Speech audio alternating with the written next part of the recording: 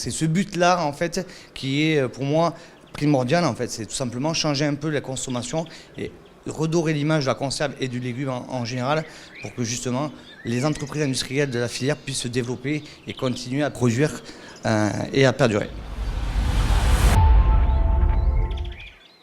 Alors pour moi le défi vraiment prioritaire de la filière c'est de réussir avec de la communication, avec plein de choses, d'outils, de faire comprendre aux consommateurs que l'industrie agroalimentaire est quelque chose de bon et de simple pour eux à consommer, que les légumes en conserve, en surgelé sont bons, accessibles et qu'on puisse avoir vraiment les 5 portions de légumes et de fruits par jour qui est recommandé donc, par toutes les instances de santé. Qu'en fait, on ne fait que transformer du légume frais pour le conserver d'une façon plus sûre pour le consommateur et dans une meilleure durée de vie. Alors il y a une vraie transition, on va dire, de consommation qu'il faut justement amener vers la consommation de légumes. Ça, c'est ce qu'on a évoqué. Et il y a une vraie aussi transition qui est écologique dans les industries agroalimentaires, en particulier sur de nouvelles normes, la consommation d'eau, limiter l'impact environnemental, et aussi dans les champs avec les réductions de produits phytosanitaires.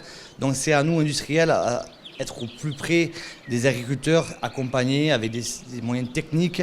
On a aussi les supports d'Unilet qui nous permettent de faire des essais industriels sur des nouvelles variétés pour avoir une utilisation moins importante de produits chimiques et qui permettent, avec les changements climatiques, de mieux résister à la sécheresse, de mieux résister à certaines maladies. Et donc tout ça, c'est un groupe de travail collectif. Après, sur les industries, chaque industrie doit en effet limiter sa consommation de gaz, d'énergie.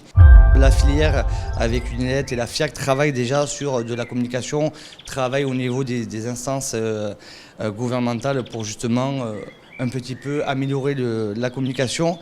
Et c'est un travail de longue haleine, donc il faut le démarrer pour pouvoir après avoir les résultats au bout de quelques années. Donc c'est déjà en cours.